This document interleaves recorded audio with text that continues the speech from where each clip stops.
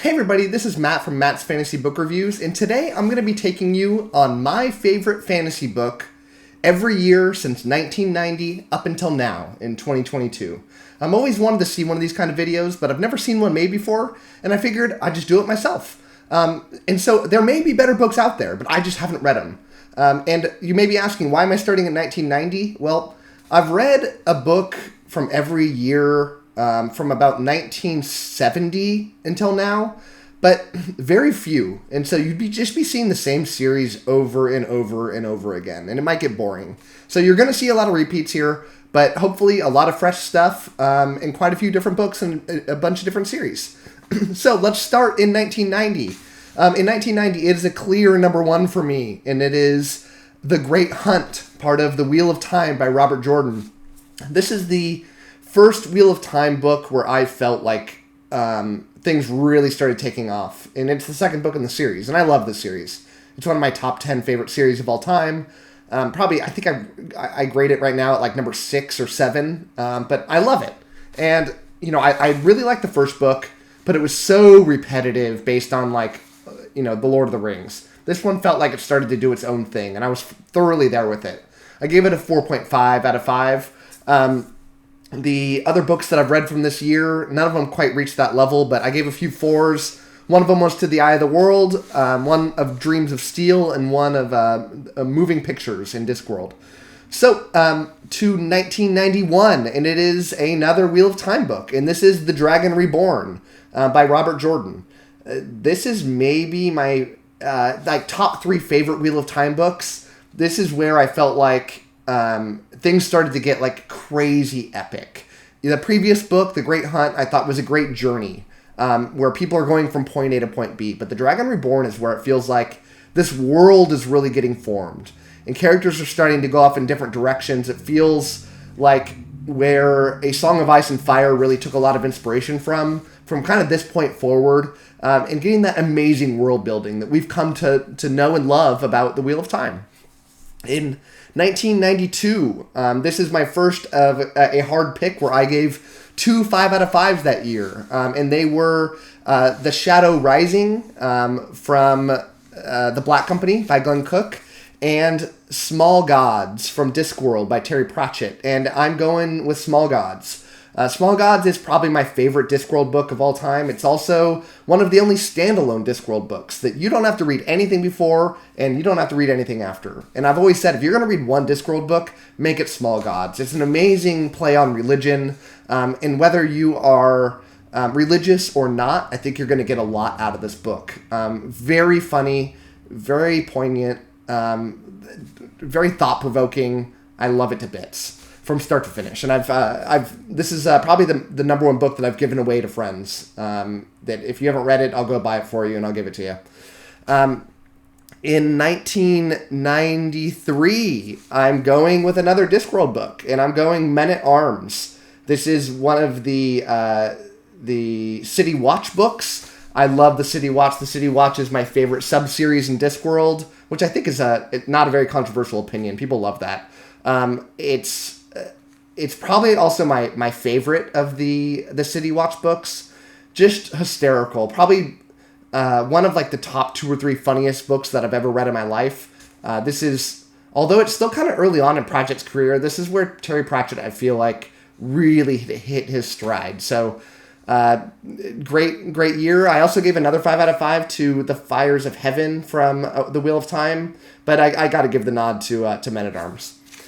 So this is the last of my repeats for a little while, and this is 1994. I'm going Lord of Chaos from the Wheel of Time. I don't have a lot unique to say here. Just loved it. The world's getting bigger and bigger. The stakes are getting higher. You're coming to love these characters for who they are. People are starting to break off and go into their own separate directions, which I love in a fantasy book. And you know, Wheel of Time just really hit its peak. Probably like the book before this, but, you know, just awesomely hitting its stride right here, and great year for books, 1994. 1995, I'm going with Assassin's Apprentice from Robin Hobb. This is part of the Realm of the Elderlings Farseer trilogy, the first book in that. I'm not quite done with the with the Realm of the Elderlings. I am on the second to last book in the entire series right now, which I think is like, I'm on like the 14th or 15th book. But this is where it all started. And I love so much about this book. It's slow. It's definitely not for everybody. This is a character piece. You read this book to find out about awesome characters with awesome relationships. And no one does it better than Robin Hobb, and it all started here. 1996, I have a lot of 5 out of 5s. So it's a big toss-up between A Game of Thrones, Bleak Seasons, Feet of Clay, and Royal Assassin. But I'm going with A Game of Thrones from George R. R. Martin, part of the A Song of Ice and Fire, and the first book. And everyone knows about this because the show is just bigger than life. And I was transfixed with this series when it came out. It rekindled my love for fantasy. I still look at this book so fondly. I'm so sad about how the series has developed, and that I don't have any faith that it's going to continue. But the first 3 books, and you're going to hear the other 2 probably in a little bit. I'm not picking these beforehand. I'm just seeing my books and picking. But this is probably my 3rd favorite of the books, so I'd be shocked if the other 2 don't end up in first place. But love everything about this book. The ending is amazing, and it just influenced so much about fantasy that came after 1996 in an amazing way. 1997, I am going to The Black Company with She is the Darkness by Glenn Cook. This is probably my favorite Black Company book. The Black Company is, a lot of people have read it because Malazan, which is a far bigger series, that is my favorite series of all time, took its inspiration from The Black Company. The Black Company is about this mercenary band who is not good. They're not necessarily bad, but they are very gray. They work for bad people. And this book kind of ends out a major storyline in this series where I don't want to ruin anything and any of the things I say here, but it feels like all of the books have really been culminating with getting to this location. And they're finally there. There's a huge battle. There's a mysterious ending that brings up the next kind of set of books after this. But I am in love with this book, and The Black Company will always go down as one of my favorite series. All right, so 1998, I have 4 books that I gave a 5 out of 5. I gave a 5 to A Clash of Kings, Ship of Magic, The Mad Ship, and The Path of Daggers. And I gotta go with The Clash of Kings by George R. R. Martin, part of A Song of Ice and Fire. What can I say? This book has it all. The twists are amazing. The plot is great. The characters are great. It just felt so entrancing, this story, that I just couldn't put it down. And, I think a ton of people think that this book is probably the number 2 A Song of Ice and Fire book. I think a lot of people feel like, the first is the 3rd best, the second's the 2nd best, and the 3rd is the 1st best. And then it all goes downhill from there. So 1999, I don't have any 5 out of 5s, but I do have 4 that are a 4. And that is Gardens of the Moon, The Fifth Elephant, and Water Sleeps. And I'm going with Gardens of the Moon with Malazan by Steven Erikson. I gave this a 4 out of 5. I grade my books as soon as I finish them. As I look back on it, though, I'm sure that when I reread this book, it's going to be a top tier 5 out of 5 book, because I gave it a 4 because I'm so confused. I had no idea what this book was about. Even as you finish the book, you're like, where is the story going? It hooks you. It's fun. It's way different. The world building couldn't be better, but the plot is so confusing, and there's so many characters, and there's no book like it. But as I look back on it, Malazan's my favorite. Malazan Book of the Fallen's my favorite thing, my favorite series I've ever read by a long shot, and it all started here. So got to give it my top vote. So 2000, I have 4 books that I gave a 5 out of 5 to. I gave it to A Storm of Swords, Deadhouse Gates, Ship of Destiny, and Soldiers Live. And Storm of Swords has to get it. It's one of my favorite books of all time. This is the last book from A Song of Ice and Fire you're going to see on this list by George R. R. Martin. As I said, it's one of my probably top 5 books of all time. It's hard for me to say that there's a book better than this, because you had so much happen here. And if you know about this series, you know the major events that happened here. the events that shocked you. They made you cheer. The twists are literally couldn't be better, and I love twists in my fantasy books. And yeah, I know what more can be said about a book this wonderful. So 2001, I'm going back to 𝐒𝐿𝐴ZN, Memories of Ice by Steven Erikson. It is very commonly said the best 𝐒𝐿AZN book. It is not my favorite. It's my second favorite. You'll see my favorite later on. But it's the third book in the series. I've always felt like if you read 𝐒𝐿AZN, you have to read the first three books to judge if you're going to like this series or not. Because I feel like so many people might read the first two and say, this isn't for me. And they're doing themselves a disservice. Because I bet there's a lot of people that have felt like dipping out of this series who finished the third and said, oh my God, what was I thinking? Because it doesn't get more epic than this story. Maybe that's a little hyperbole, but it's hard to get something bigger and grander than this. The plot makes sense. You're really starting to get a sense for where this story's going. It's really starting to develop here, which is crazy that you had to be like nearly 3,000 pages into a series to start understanding the plot a little bit, but it is what it is. 𝐒𝐿AZN's a special series, and this has to be on there. 2002.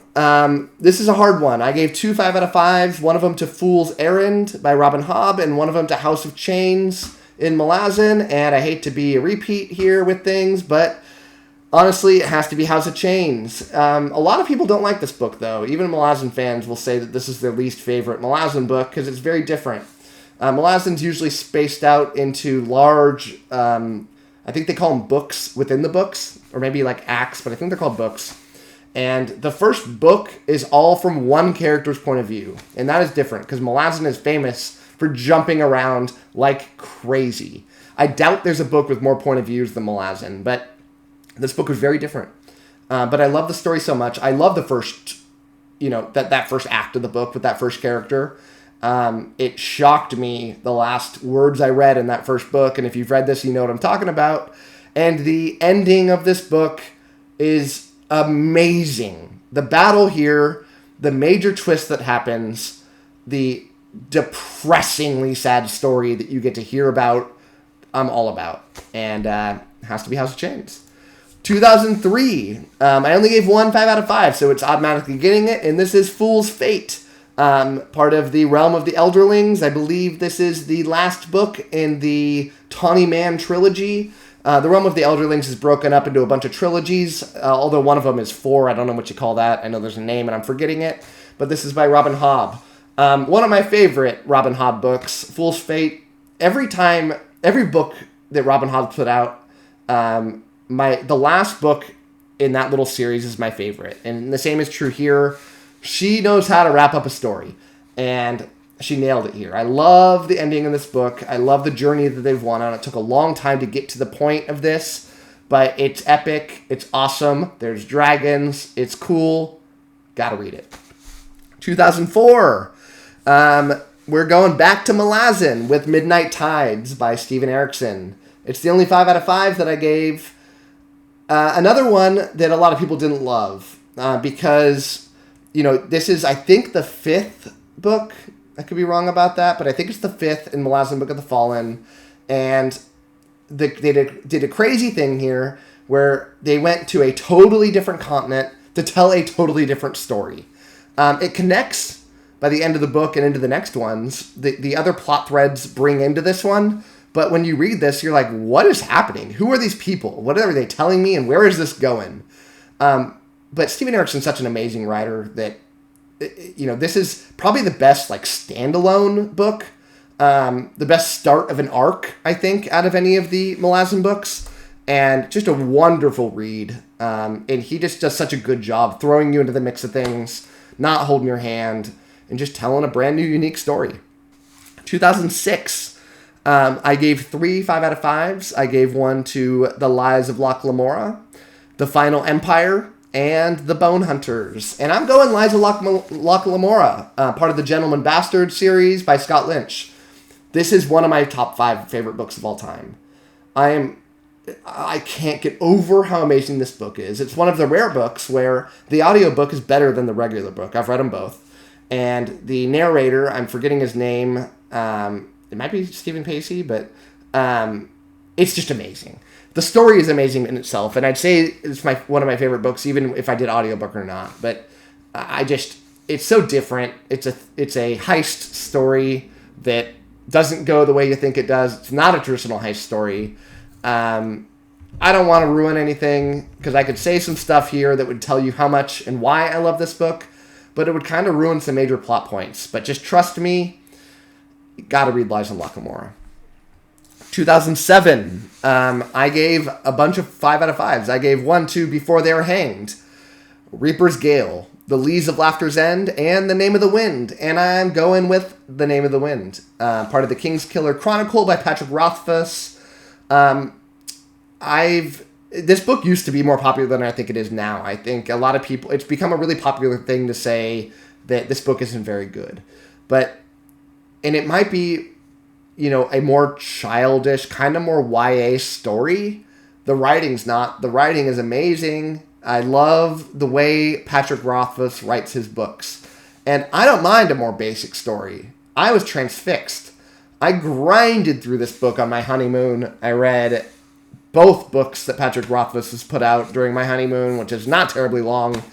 I sat on the beach in Hawaii, and I grinded this out. And I can't say enough nice things about this book. And so I am not on board with the people that say this book isn't all it is, because it is. 2008, I gave 4 5 out of 5s. 1 to Return of the Crimson Guard, The Last Argument of Kings, The Hero of Ages, and Toll the Hounds. And this is really hard. This is the hardest I've had to choose one so far, because The Hero of Ages by Brandon Sanderson and the Mistborn trilogy, the last book in that trilogy, is incredible. And it's one of my favorite books I've ever read. But I can't pick it. I have to go The Last Argument of Kings, part of the First Law trilogy by Joe Abercrombie, because it is also one of my favorite books of all time. And it is also the last of a trilogy. I wish I could say, I'm not going to cheat and say they're both win. But if I was going to say one, this is it. But The Last Argument of Kings, I was jaw-dropped. But I was that for Hero of Ages too. But it was darker. I like a darker story. And I wrapped it up in such a darker way than I've ever read before. I have read books like A Hero of Ages that end in a very heartwarming way, which I don't think is a shock for Brandon Sanderson. He prides himself on making you feel good. Joe Abercrombie prides himself on making you feel bad. And I haven't read a ton of authors that pride themselves in that. And this one just wrapped up the story so nicely, and I love it. 2009, only gave 1 5 out of 5, and that was to The Gathering Storm, part of The Wheel of Time. And I think this was the first book by Brandon Sanderson. I could be wrong here. I'm probably wrong. It might have been the second. But I love this book so much. I think that the Wheel of Time books elevated when Brandon Sanderson took over, and that says a lot because, man, I love Robert Jordan and the way he writes. But Brandon Sanderson tightened it up a little bit. He gave a better plot, less descriptions, which I'm all about, and just delivered a home run. 2010, we have The Way of Kings and Towers of Midnight, which were my 5 out of 5s. And I love Towers of Midnight, but I am obsessed with The Way of Kings by Brandon Sanderson and part of the Stormlight Chronicle. It's the first book in that series. This book, when I say that I got reawakened earlier with A Song of Ice and Fire to fantasy, I got really into A Song of Ice and Fire. I read it multiple times, and I kind of felt like, this is the peak of fantasy. Why do I need to read more? And I picked up The Way of Kings, and I researched it, and it was like, man, I think it was like the highest rated fantasy book on Goodreads, and I was like, let's just give this a try, and it turned into, at the time, my favorite book I've ever read. And it's not that way anymore, but it's still one of my tops. I still, to this day, say it's probably the best beginning of a fantasy series. It's huge, it's slow, it gets epic, it's a huge build, the twists are awesome. it's hard to think of a better intro book to a fantasy series. Not for everybody. It's a huge book, like 1,000 pages. So it's a huge investment. Takes a long time to get the payoff, but if you stick with it, it hits. 2011, I only gave one 5 out of 5, and it is The Crippled God in Malazan Book of the Fallen, the last book in the Book of the Fallen by Steven Erikson. My number one book of all time. I would be shocked if anything ever gets better than this. How do you do it? This wrapped up the best series of all time in the best way possible. A lot of books don't stick the landing. This one absolutely knocked it out of the water. Everything came home. The story made me legitimately cry and cheer. The final battle is the greatest epic story that's ever been told. The entire book from start to finish is jaw-dropping. Just magical story writing. And I wish I could forget it so I could read it again. 2012, wow, 5 books got a 5 out of 5. We got Orb, Scepter, Throne, Malice, The Blinding Knife, The Worms of Blearmouth, and Wool. I'm putting Wool in here, even though it's not fantasy, it's sci-fi, and I am going to give it the number 1. And I'm not a big sci-fi guy, but this book just rocks. And the other books in this series, there's 2 more, are good. And I think if you love this book, you should keep reading, but just note that they do go downhill. But Wool, I maintain, has the greatest intro to any book I've ever read.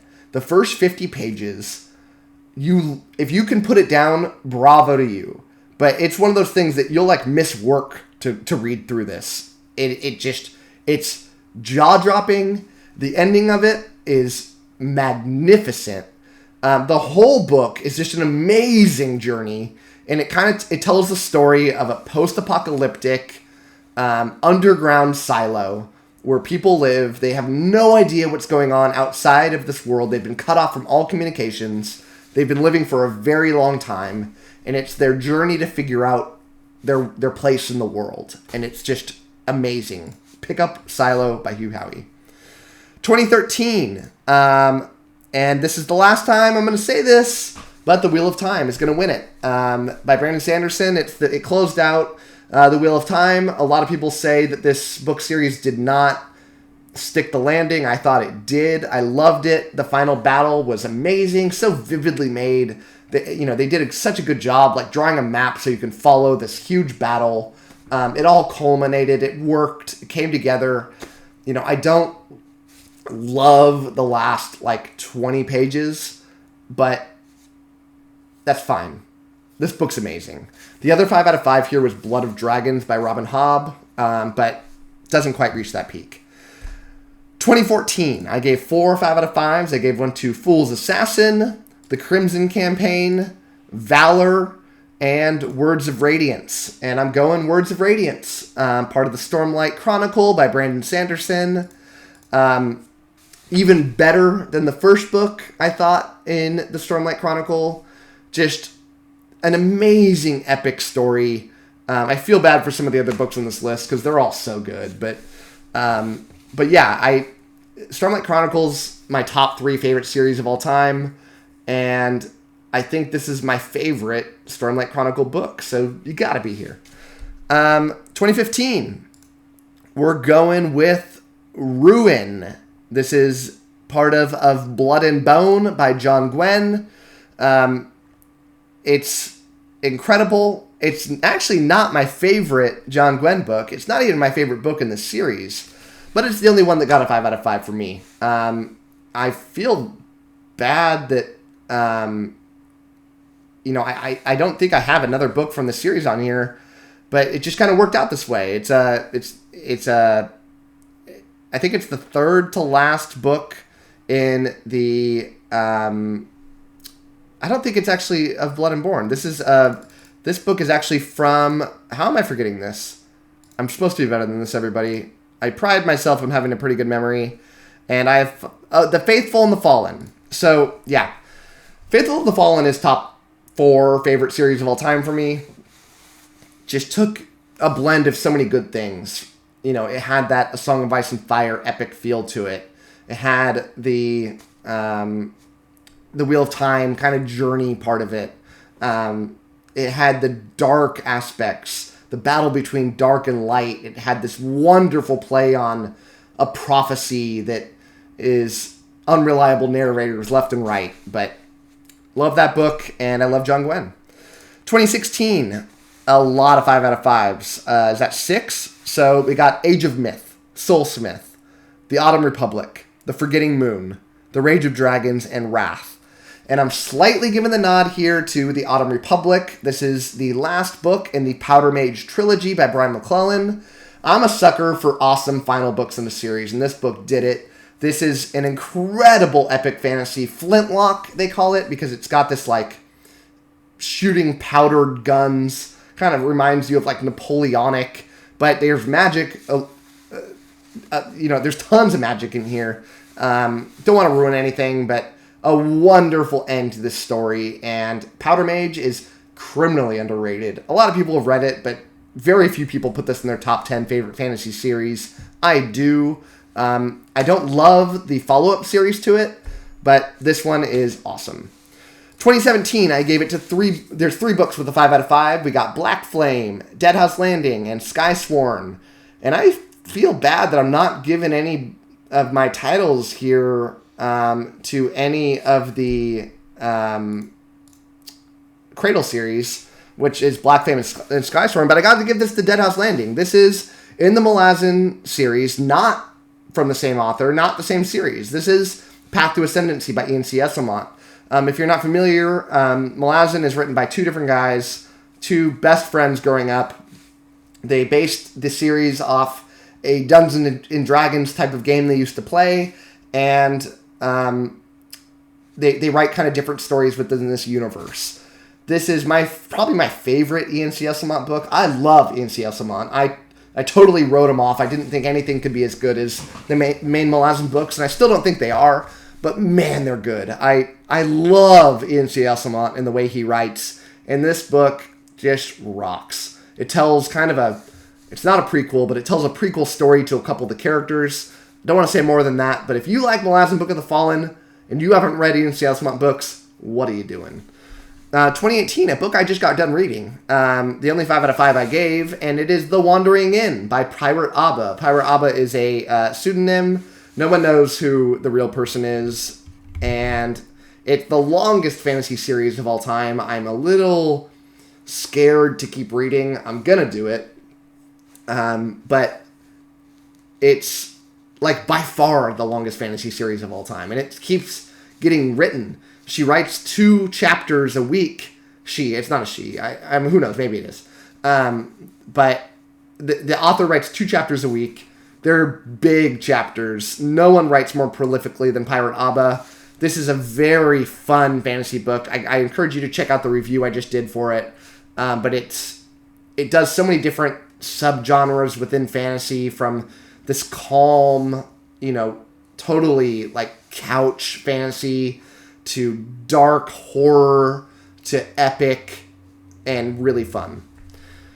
We're getting close here, folks. 2019, another 6 5 out of 5s. We got A Little Hatred, A Time of Blood, Kellanved's Reach, The Blackest Heart, Uncrowned, and Underlord. And I'm going The Blackest Heart by the 5 Warrior Angels. It's by Brian Lee Durfee. It's part of the 5 Warrior Angels. 5 Warrior Angels is the most underrated series of all time. It doesn't have a lot of ratings on Goodreads. I don't get it. And it's not even like I say this because I'm like, oh, this is made for me, and I get why other people don't. I don't get why this book hasn't popped off. It is a dark fantasy book. It doesn't get a ton darker than this. But there is a hero's journey here. There is epic fantasy. There is prophecy. There is twists. It's huge. It's epic. It's brutal. Read this book, please. Go read this book. It's amazing. And the last of this trilogy is coming out later this year. And it's my most anticipated book of the year. 2020, I gave 3 5 out of 5s to A Time of Courage, Rhythm of War, and The Trouble with Peace. And I am going with A Time of Courage by John Gwynne. It is the last of the Of Blood and Bone series. Of Blood and Bone is a follow-up series to The Faithful and the Fallen. It's like 100+ years after the fact.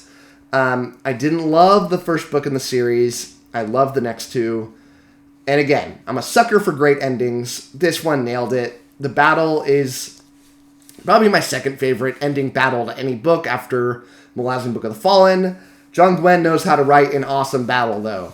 And he writes them so vividly. And a lot of this book is a single battle. But he transfixes, like he gets you in there with him. You know everything that's going on. You feel like you're there. And it's just a great ending. 2021. I'm almost done with this video, thank God.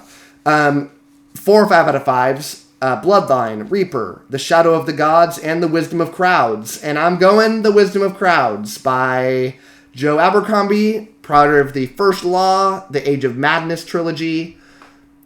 I don't get why this book isn't more highly rated. It's probably highly rated on Goodreads, but a lot of people say, like, they don't love the ending.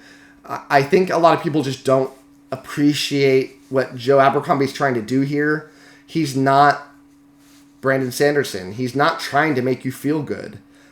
He's trying to make you depressed. And he achieves it.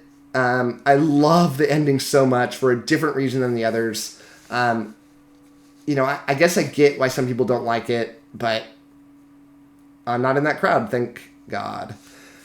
And we're to the end. 2022 is not done yet. There's a lot of good books to come out still, but I'm giving the nod to The Hunger of the Gods. My first video I ever made on my YouTube channel, part of the Bloodsworn Saga by John Gwynne. It's the second in this, I think it's a trilogy, but it might be 4. And it's so good. It doesn't get much better than this book. It's definitely one of my favorite books of all time. It's wonderfully builds off an amazing book that came out last year in The Shadow of the Gods. I'm a sucker for over-the-top, huge, like, mythical beasts. And this book's got that in abundance. I love it. Great book. And I am out of breath. I'm going to finish this up. I hope you enjoyed. If you made it this far, I appreciate you sticking with it. And thanks for watching.